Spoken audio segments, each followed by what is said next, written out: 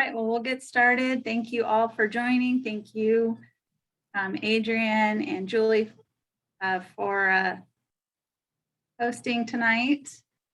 You are automatically all muted, so don't worry about that.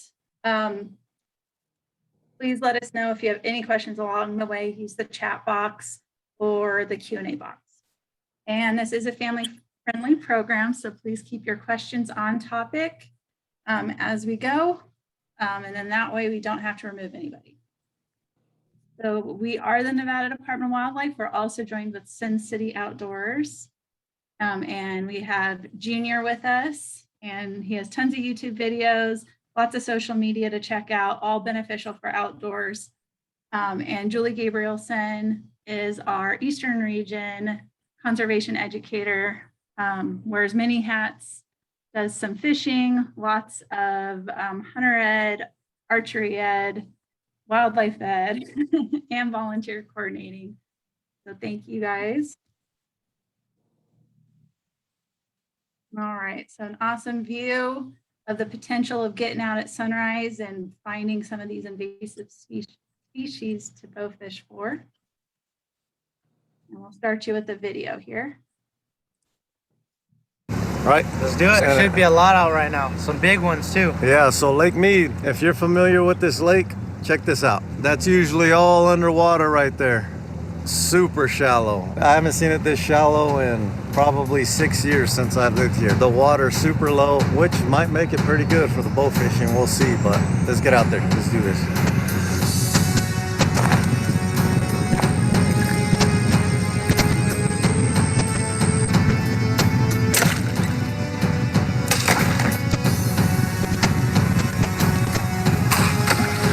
Shoot when ready. Oh, you got them. They're all fighting in it. All right, guys, so I got these three. Oh! It's deep.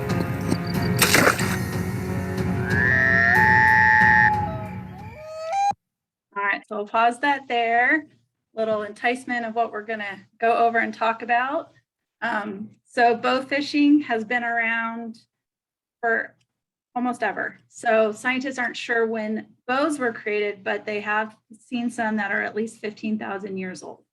Many tribes used to fish as their food source in the shallow waters, channels, low ponds, really big in Asian countries as well with their shallow waters. Lots of carp across Europe and Asia, and that's what a lot of the main food source was.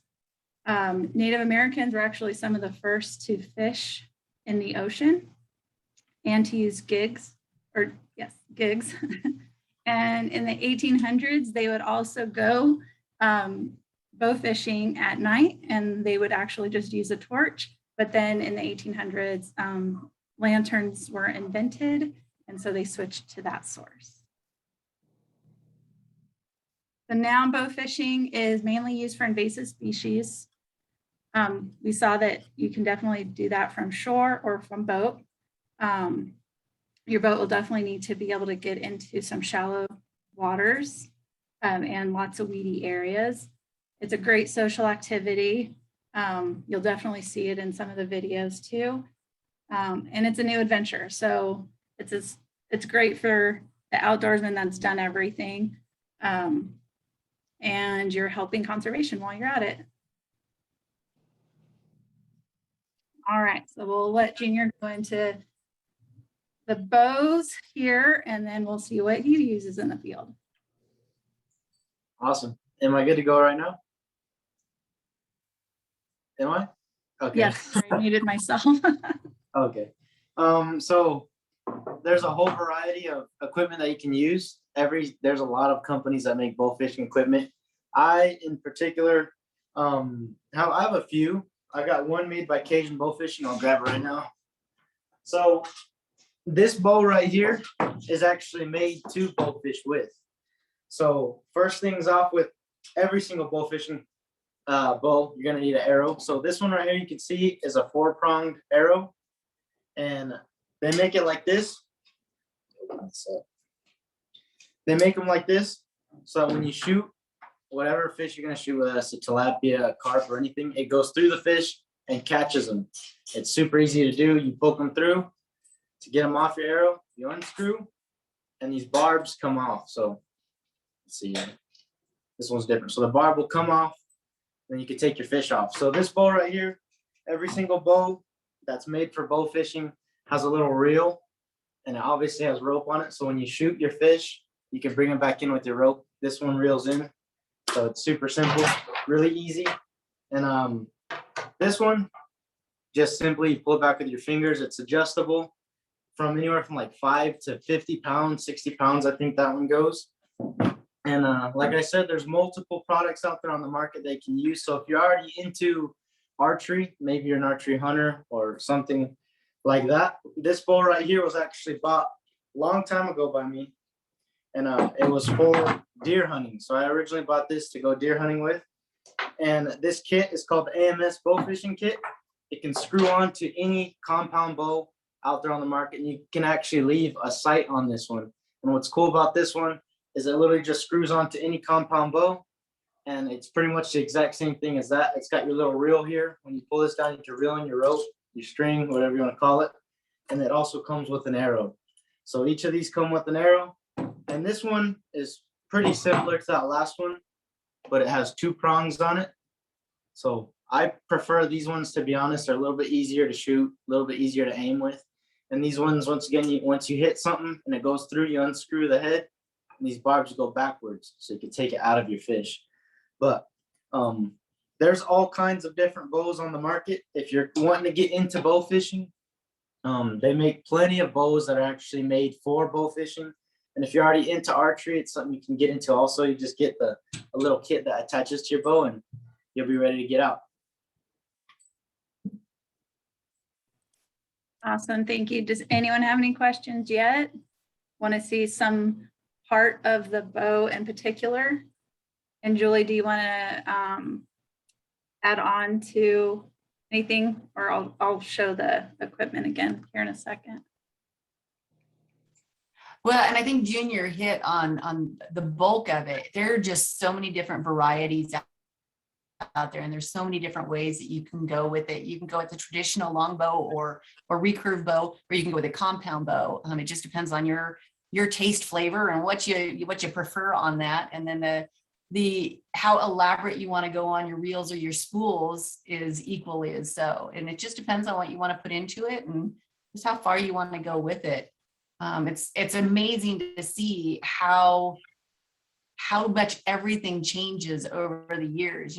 Abby, you mentioned that the bows were developed 15,000 years ago ish.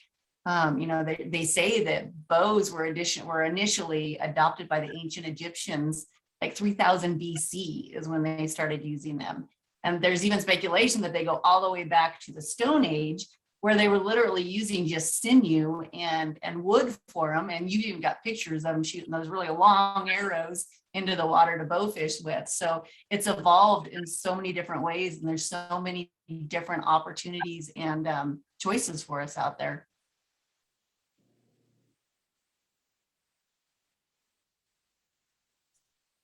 All right.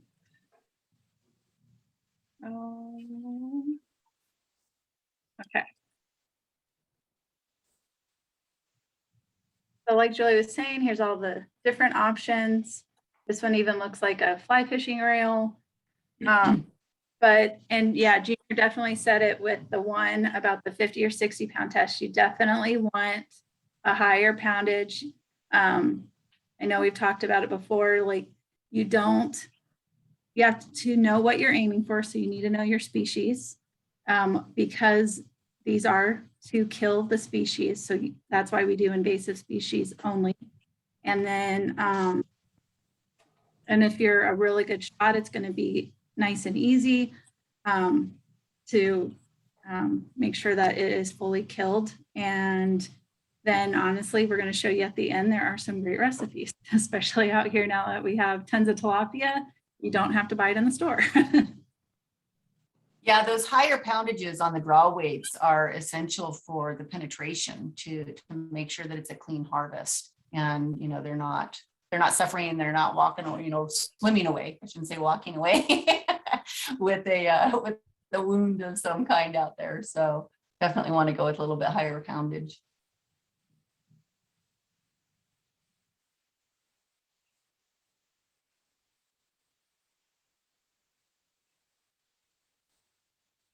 So I guess this is my spot. We'll talk about bow fishing safety. There's several things to take into account. And just like anytime you're out in the field, whether you're fishing with a rod and reel, or you're bow fishing, or you're hunting, or you're hiking, anytime you're out there, really just be aware of other people and other things around you and respect that space as well. Make sure you research those laws and the regulations for each area that you might be going into, because every area has little differences to it. So it's really important that you are familiar with those specific rules and regulations for those areas. Always inspect your equipment before you go out. It's really important that you do that in several different ways, and bow fishing just adds a couple different things to add to that. Never dry fire a bow. If you're not familiar with what a dry fire is, that's when you're shooting a bow without an arrow nocked. That can cause damage to the bow, that can cause damage to you. There's just a lot of things that can go wrong there. And it's just definitely not something that you want to ever do, let alone make a regular practice out of it. Check the line before you shoot when you're bow fishing. Tangled lines can cause a snapback, and we'll talk a little bit more about the snapback here in a second. You want to set your reel drag low so that you don't have as much, sorry. I'm going ahead of myself. Disengage reel drag, and then remove the tangle points from the bow. And that's all going to help eliminate that arrow snapback. Use those safety slides, and those play a big role in that snapback and avoiding that, because those arrow slides, those safety slides on those arrows, and I'll have Abby pull up that picture here in a second when I'm done going through this list. Those are essential for keeping that line out of any kind of a spot where it's going to catch up and cause that line to tighten up and bring that arrow flying back instead of going out in front of you when you're shooting. Always know your target, just like with any shooting sports. You got to know your target. You got to know what lies behind it, and only shoot at your known targets. And then, of course, once you do bring your harvest in, handle those fish with care for several different reasons. You want to be able to make sure that you can eat them as well, and that you've got enough meat left over to do so. So Abby, if you want to go back to the equipment picture, if you can go back to that slide.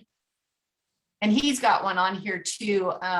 Yeah, they both have it. So if you look at the arrows, there's the tip end of the arrow, and then there's the knock end of the arrow that you see on this slide. And the orange piece is the arrows or the slide. And that's the part that is going to keep the string from binding up to a point where it's going to cause a snapback.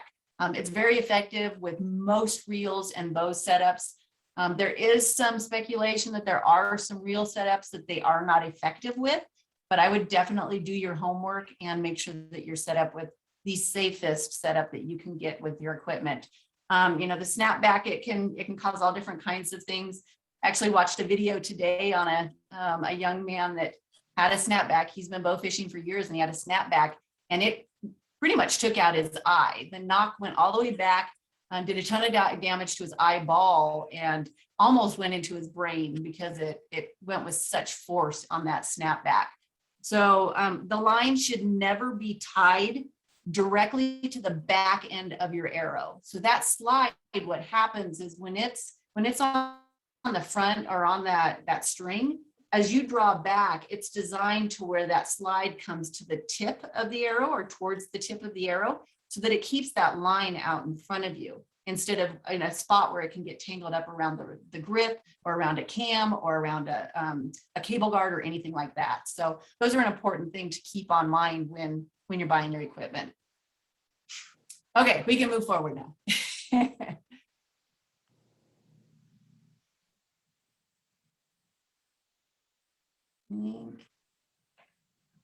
Okay, so where can you fish in Nevada? In my case, I don't have many opportunities up here in northeastern Nevada. Most of our waters are public waters that they do not have very many of the carp or tilapia. We actually don't have any of the tilapia up here. But in southern Nevada, you can find tilapia or carp at Lake Mead, in Mojave Lake, in Colorado River, in northeastern Nevada, here up in the Elko County area, White Pine, Lander County, Eureka County. Pretty much the only place that we have is the Humboldt River. And there's going to be a few little, pools that you can find them in at the right time of year and on good water years. But there's a lot of years that the Humboldt River runs pretty low and dry. So they're pretty hard to find if in fact they're even still in there.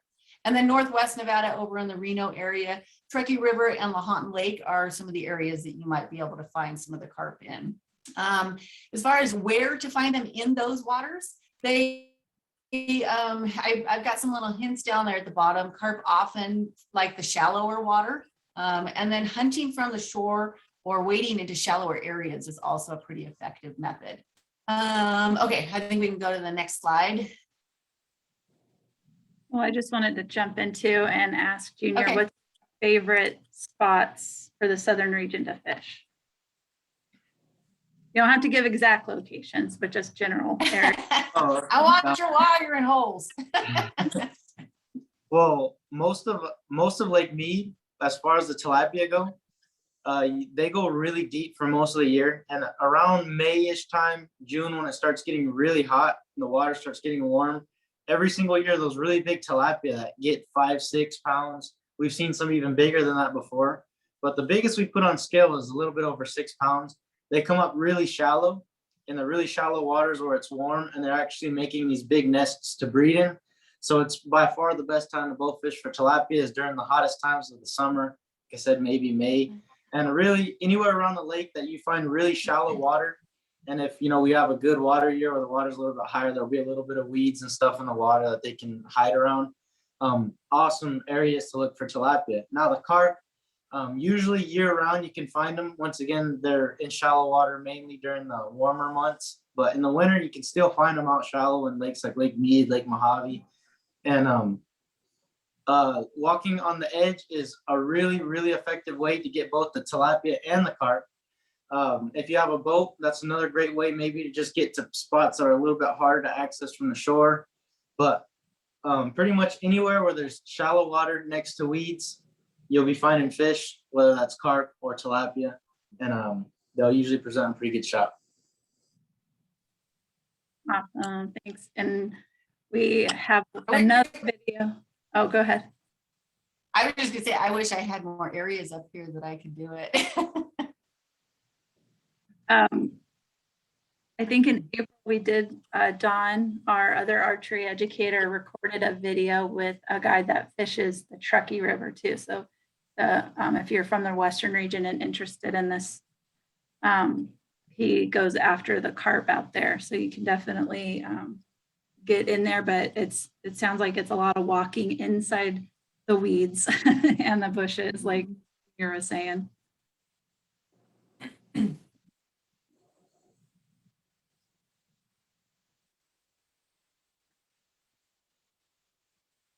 All right, you ready for me on this, or did you want to do the video? Okay, just making sure.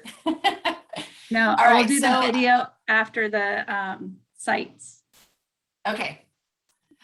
So carp is going to be your main take in any of these waters, but tilapia is also in the southern region. I don't believe either of the western region, along with the northeastern region. I don't think western region has any of the tilapia either. I think it's just too cold a water for them, isn't it?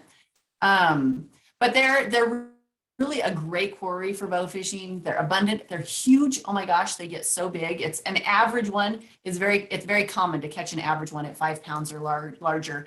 And on top of it, because of that, they make a really great big target. And the tilapia are a little bit smaller, but how big do the tilapia get down there? A good one will be over 5 pounds. We've got them over 6 Oh, pounds. so they get pretty big too then. Yeah, really big. Nice. They'll be about as wide as a big dinner plate. You can see that one I'm holding right there. Nice. I might have to take a trip down there. Mm-hmm. All right. So I think we can move on. Do we have any questions, at this point that we want to take a second for? All right. Well, feel free to put them in the chat or the Q&A, and we'll answer as we go if we need to. So something to think about when you are fishing and you find that fish in the water is to aim low. The light refraction off of the water with the fish underneath really causes that arrow to bounce. So, or it looks like it's going to bounce. So where the fish might actually be will look a little bit different from what you're seeing. So as you can see from this picture, you're seeing the fish closer towards the surface of the water, but it's actually, several feet below that area on the water. So those are some things to take into consideration. And of course, it's going to take practice to learn how to do that. Junior, how do you gauge your aim, your focus point and your aim on that? So it definitely does take a whole lot of practice, but when you're starting out, it really depends on their depth and how deep you're shooting at them. But I would really say just aim a lot lower than you think you'd have to, because it's a lot better to shoot under them than over them, because you'll shoot over a whole lot of them. So it's usually a few feet. Usually you got to aim literally about 2 feet below them. And if they're in a couple feet of water, you'll get close. All right. And the bigger they are, maybe the easier it'll be to not miss. Oh, definitely. I've missed thousands in my bow fishing career. That's good to know, because I don't know about you just archery in general. I think you get one hit for every 50 shots. Yeah, definitely.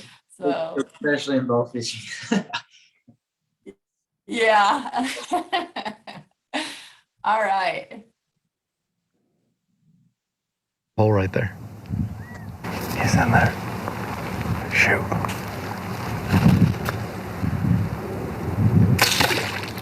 Oh no, he's right here. He's right here. Come here, hurry. There's 3 or 4 of them. Send it. There's about 5 of them. See it? Oh, there, that bunch. Yep, send it into that. Ooh! Got him. No? Man, that was... Thought you had him. Thought I did too.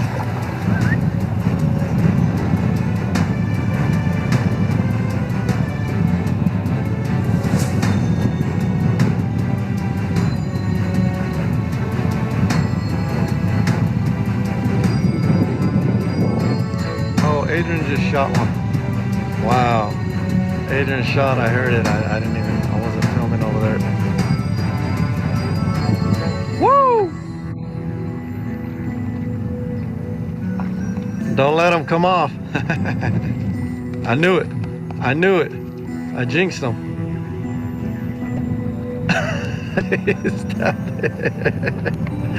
I jinxed you. All right, y'all. It sure is super muddy out here, but I managed to get one. Turns out that they are here, and they are in this water, just super muddy. It's very windy here, and it kicked up a ton of mud. It's not very windy, but it's windy enough that it kicked up a ton of mud, and the water visibility where I'm seeing them, it's literally like 2 inches. And these guys have got amazing eyesight, and they're very finicky too, extremely finicky. So I got this guy. He's kind of dirty, but I couldn't clean him because the edge is very slippery, and I seriously almost fell in. I saw the ripple. I wanted to pause there because you guys are few of the other videos, and I think it was part of the first one. You guys have really good video of the reds, the beds, nests, whatever we all want to call them, for these tilapia. Is that how you guys usually find them? Yeah, so that time of year when they start moving in really shallow, that circle on the screen, it's exactly what their beds look like. So if you're seeing those around, it's time to look around that area in the shallow water, because they're going to be close.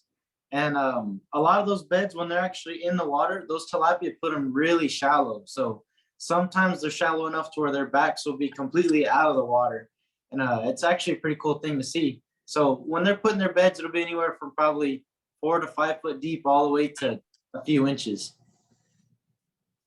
Awesome.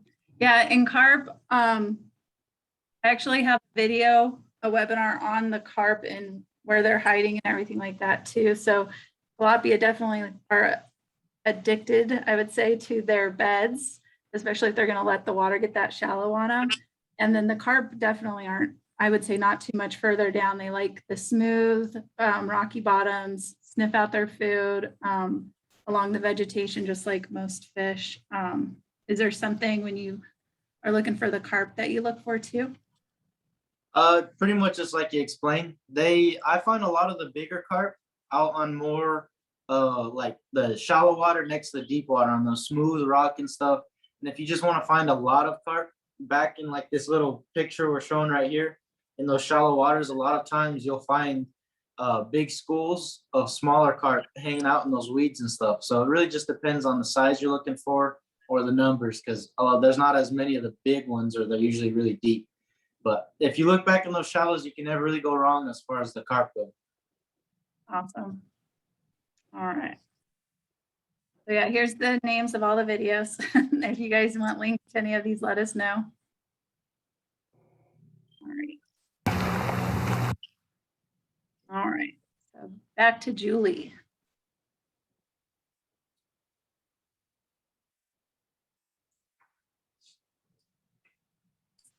Take myself off of mute. So like we talked about earlier, regulations are essential. It's really important that you know they're the only fish that can be bow fished in the state of Nevada are unprotected fish, which really comes down to the carp and the tilapia. Those are your only two species that you can legally bow fish in Nevada.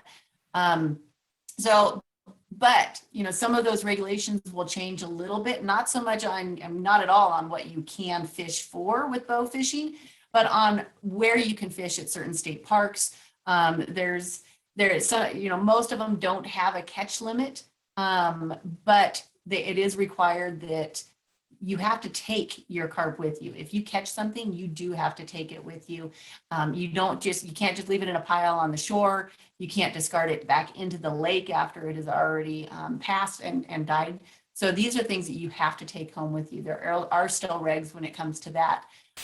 You know, at many of the state parks, many of the waters, you'll find that it's prohibited within a half mile of any dock or swimming area, or any of the existing developed areas. All fishing regulations apply to people fishing, even with bow and arrow.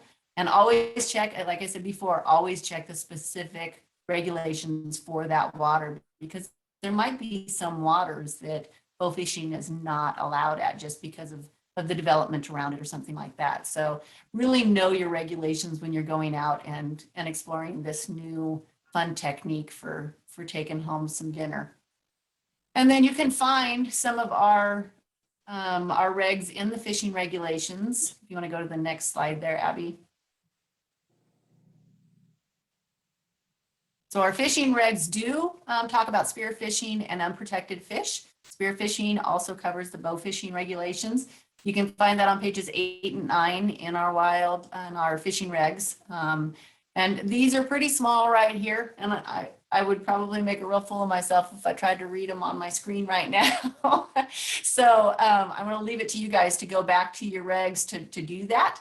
But it is covered pretty thoroughly with what you can and cannot do in the regs, just in general for the state of Nevada. And again, if you have any questions, you can contact Abby. My email address is right on my video at this point, so you can see that if you have any questions that you'd like to get a hold of me for. And then there's also Holly Brizendine down in the southern region that covers this quite a bit too. Okay, so we do have And a question. then, Oh. Go ahead, Abby. So yes. So technically, because striped bass are pretty abundant, in some area of the Colorado River, you can, oh, I am so sorry. Or no, yeah, it says you can. Or no, sorry. It was just spear fishing for striped bass. No bow fishing. And the spear fishing is very limited, pretty much between Willow and Cottonwood Cove. So definitely not up Willow, and I definitely don't recommend being in the water when all the kayaks are going out, all the tourists. Yeah, only spearfishing, but like Julie said, you can definitely dive into it more. But yeah, bow fishing is just for unprotected species.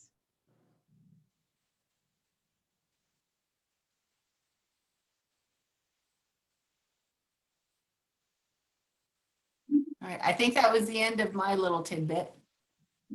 There was, What else did we? oh, Oh, yum. real quick, I wanted to add another conservation reason why we take carp and tilapia. And actually, sorry, before I forget too, Julie brought up not putting the carp on the shorelines. And definitely one of the problems people are seeing at Lake Mead are the coyotes are not afraid of humans because people are throwing carp right behind their chairs. And so the carp have figured out if I go up to that human, they might have a fish for me. And so they have no fear, and pretty much they'll harass people, and they are considered a rabies vector species. So I wouldn't want to chance a coyote losing its cool when it is hungry and thinks that you might have food. So if we all start taking care of our waste, we won't have issues with coyotes coming up to people and any wildlife. We won't have to worry about birds coming up to our hooks if we're really careful with our fishing line and hooks as well.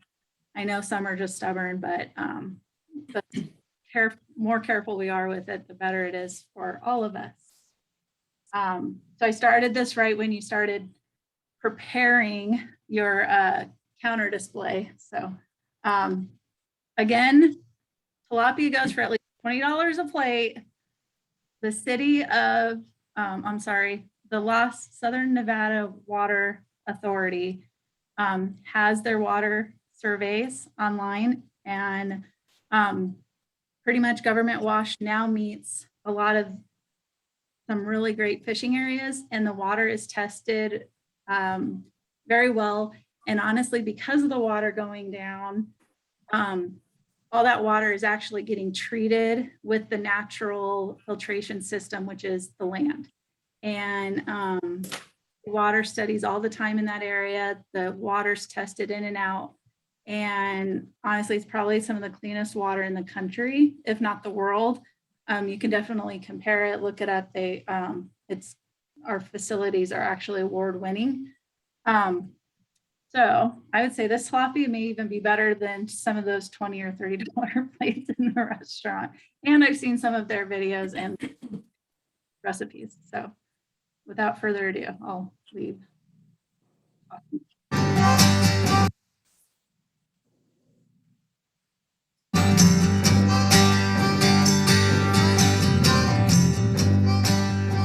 Well, you could say we had a pretty good day today bow fishing.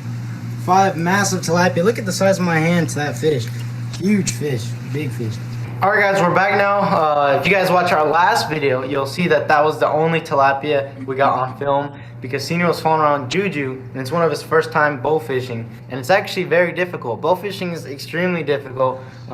When you first get into it, you're gonna miss a whole lot. So I challenge you guys to go out and try it. Super fun. Tilapia is great eating, so we're gonna go ahead and cook it up right now. I have a feeling it's gonna turn out good. I've tried cooking them like this before, kinda, and it usually turns out amazing. So let's get right into it. We got some massive tilapia. That was actually super cool. So now I'm gonna cook them. I'm gonna cook it 2 different ways. Recipes are gonna be slightly different. I'm gonna bake one, and I'm gonna cook one on a pan. I think that's gonna be actually a really cool comparison to see which one tastes better. If you bake it or if you cook it in a pan. Now a lot of times baking's super easy because you can just kind of set it in, forget about it for like 5-10 minutes or whatever, and then come get it and it's done. And when you're actually cooking in a pan, you gotta watch it. And some Mediterranean sea salt. You could use any salt. I just feel like getting a little fancy, see if this tastes good. Pepper, black pepper. I've got some chili stuff here. This stuff's really hot though, so you don't use a lot of it, but if you like a little bit of spice, add some kind of pepper, chili, something. And then butter. And obviously you're gonna need aluminum foil. Looks like a lot right now, but it's actually a very, very simple recipe what I'm gonna be doing. And most of the time it turns out good. Or actually I'll say pretty much 100% of the time it turns out good. But we're gonna go ahead and give it a taste test, start cooking it, and we'll see how it turns out. This is where the fish is gonna lay. I'm gonna put my fish fillets here, all my seasonings and everything with it, and then wrap it up, make like a little bundle out of it that's gonna sit on this tray and then go in the oven. So right now what we're gonna do is we're gonna go ahead and cut up this tomato and cut up some of that lemon. It's gonna go in here. Oh yeah, I'm actually gonna use onion. I completely forgot. I'm also gonna put onion in here also, but we're gonna go ahead and slice these up right now. So here's that onion I forgot to mention, but yeah. I'm gonna also be using a white onion. I just kind of peeled it a little bit. I'm gonna start cutting it right now. So for this tomato, all I'm gonna do is just cut slices like this. Same thing with the onion. When I cook pretty much almost any meat, including steaks and stuff, get a paper towel and I dry off a lot of the moisture off of it. It helps it take to your seasonings a lot better, I've found personally. So that's how that's gonna go. You can finish trimming up your fish right now. Whatever stuff you don't want on them, like these extra bits of fat or anything, you know, any extra little scales or something that are still on it, you can wash it off, clean up your fish. On these fillets, you can see there's a nice dark red line right there. Right now I'm gonna go ahead and trim this out. Pretty simple. I'm just gonna come on this side right here. You can see this red line right here that goes along this fillet. What I'm gonna do is take my knife, go down all the way to the bottom. Don't cut all the way through, and then kind of turn your knife and run it along that one. The red doesn't last very long, so you don't got to go for very far. Just do it on both sides. Cut all the way down to the bottom, not all the way through though, and then turn your knife. As you can see here, see how it made a Y? That's exactly what you want, and it's nothing but that red bloodline in there. Extremely easy to get rid of. Some people don't take it out. I do. Occasionally. I won't all the time, but a lot of times this redness right here, when you eat this, it gets real fishy tasting, and a lot of people don't like eating it. So as you can see, it's gone. Alright, I'm self-filming right now. This way this angle keeps coming up, but what I like to do a lot of times with foil powder to make sure I don't pour too much is I'll pour a little bit in my hand just like this. But I pinch it, put a little light sprinkle over the fish. You don't want to go too heavy on this stuff. It's got pretty good seasonings all in it already, so it doesn't take a whole lot. Just give a nice little light pinch all around the fish. Flip it. Get it again. Nice little light sprinkle. Alright, that should be perfect. I like to kind of rub it in also. After that, we're going to get some of this Mediterranean sea salt. Give it a nice little cracking all over the fish. Once again, real light. You don't want to go too heavy on things like salt and stuff, because that's one of the biggest killers of when people are cooking fish, is they'll make it too salty on accident. And a lot of foods actually, so you want to go pretty light on salt. Next I'm going to go with the black pepper. I'm just going to go ahead and sprinkle once again, just a nice little light dusting. When you have really good tasting fish, it doesn't even take a lot of seasonings to make it taste good. So if you go too heavy on seasonings, a lot of times you're ruining the taste of your fish. Ground pepper right here. This hot stuff. Now this stuff, if you're cooking for people that don't have an extremely high heat tolerance, you want to keep it easy on really hot stuff. This stuff is super hot, so I don't want to, if you put too much, it can be pretty bad. So you just put a pretty light dusting, and that's all I'm going to do. I don't want to do both sides with this, because that just gives it just a little bit of a kick that tastes good. Now, we're going to use minced garlic. Like I said, we don't have fresh garlic, because you can always use fresh garlic, but minced garlic always works just fine. Get some of this and just do my best to spread it pretty lightly. That's pretty much all I'm probably gonna need. Go ahead and take this and spread it around. You don't want too much all in one spot, just like everything else. Perfect.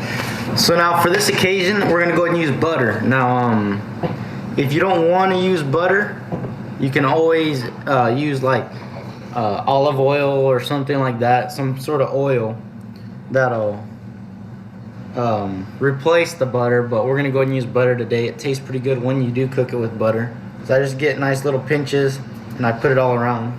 I don't like to go very heavy on the butter. I use a little bit because we're also gonna be using other stuff also. just all around, doesn't really matter where, and our onions just all around, once again, doesn't matter where. So now that you got your whole thing set up, squeeze some lemon juice on and around. And this was a pretty juicy lemon. And now all you do is wrap it. This is how I like to do it. I put it in a little wrap. A lot of times there's a lot more fish. I usually cook more than one fillet, but this works for now. So what I'm gonna do is I'm gonna go ahead and preheat the oven to 425 degrees, and it's gonna cook actually super fast. To be honest, I probably need to leave it for like 5 minutes to 8 minutes, but I'm gonna go ahead and leave it till I'm just done with this fish. Probably about 5 to 10 minutes. I'm gonna go ahead and so I'm gonna go ahead and flip it right now. It's been sitting like that for a little bit. Here we go. Let's flip her.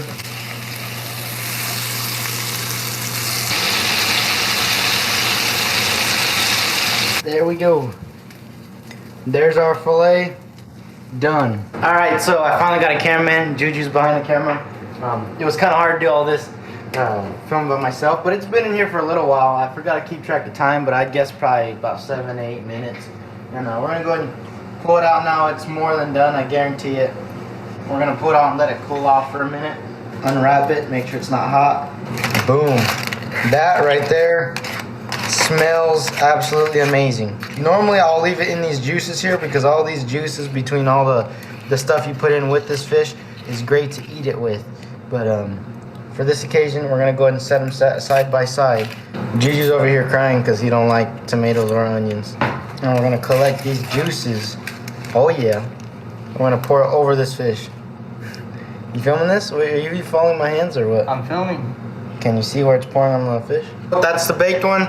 That's the one cooked in the pan. We're gonna go ahead and do a good old taste test as always and see how they taste. Pretty much the exact same recipes, but just cooked 2 different ways. You can already tell just off looking at them how much of a difference it makes between baking it and cooking it in a pan. So now it comes to the famous time of every involved. I'm gonna go ahead and taste it. So first off, I'm gonna go ahead and taste this baked one. Boom, bite of the baked.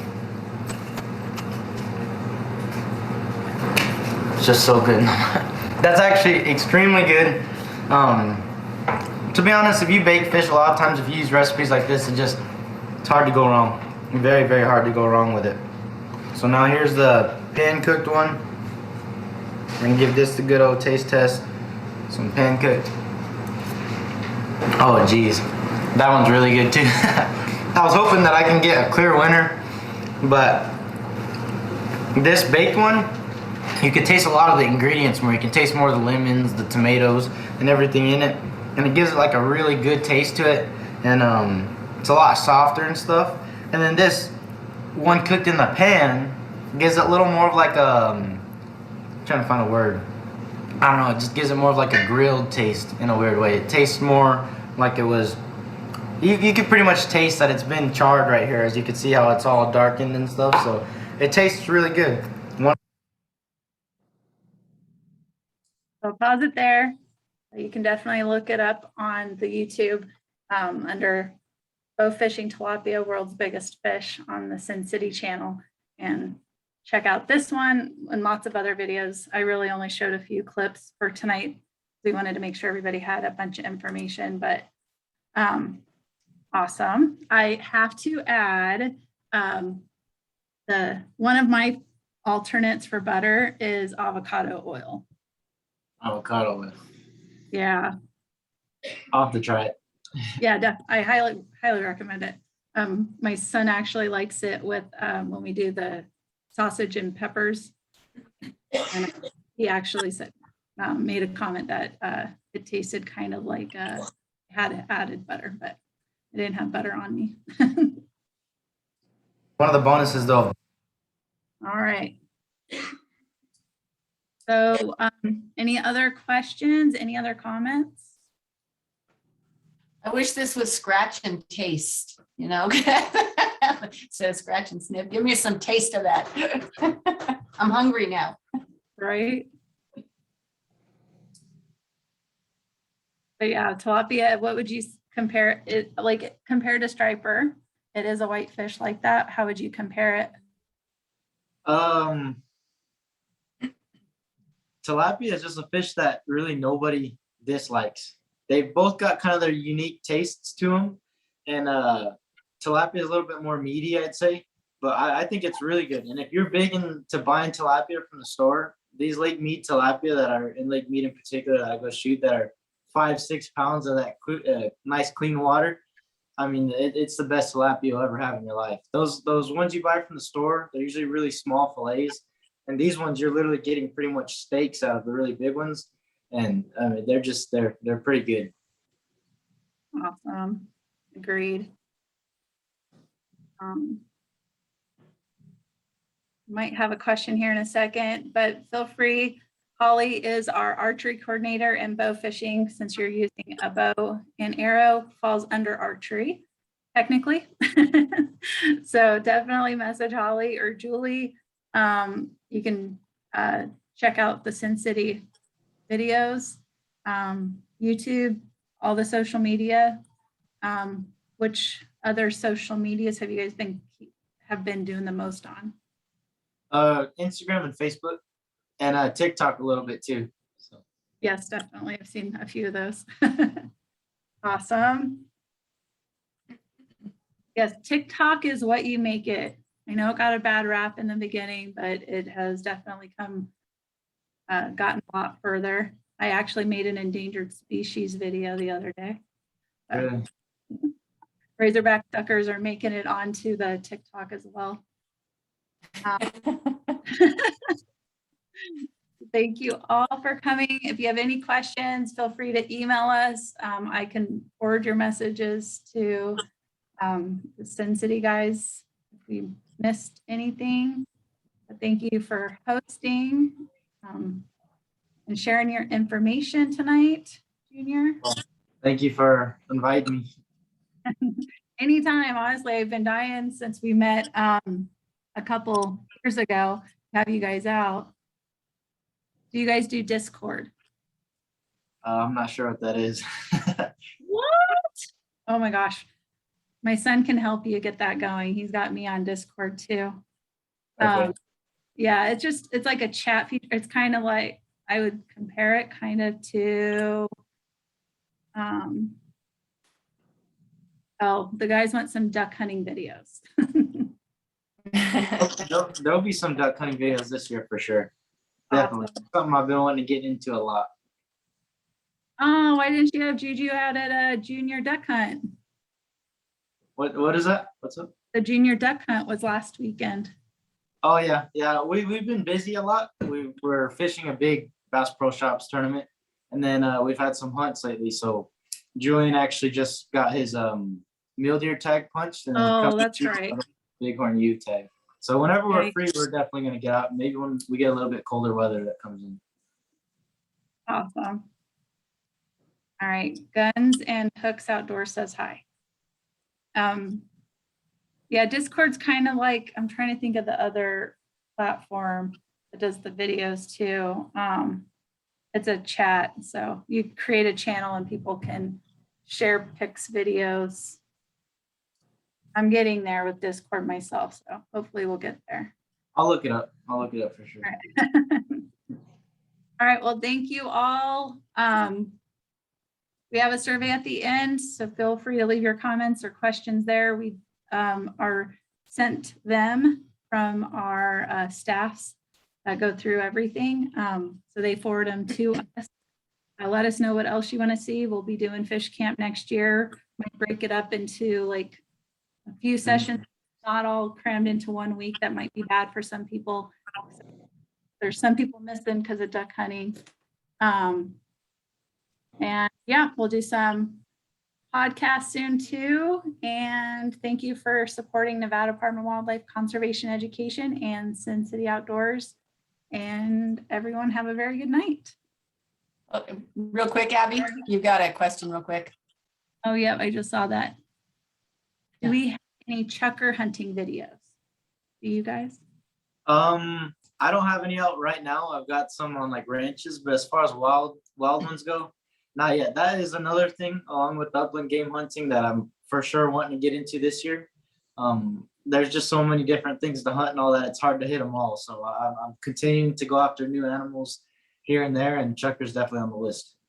Awesome. Well, let us know. I've definitely done some chucker hunting too. So yeah, if you need some spots, let us know. Awesome. All right. Good question, Jack. All right. Now we can all have a good night. All right, take care, guys.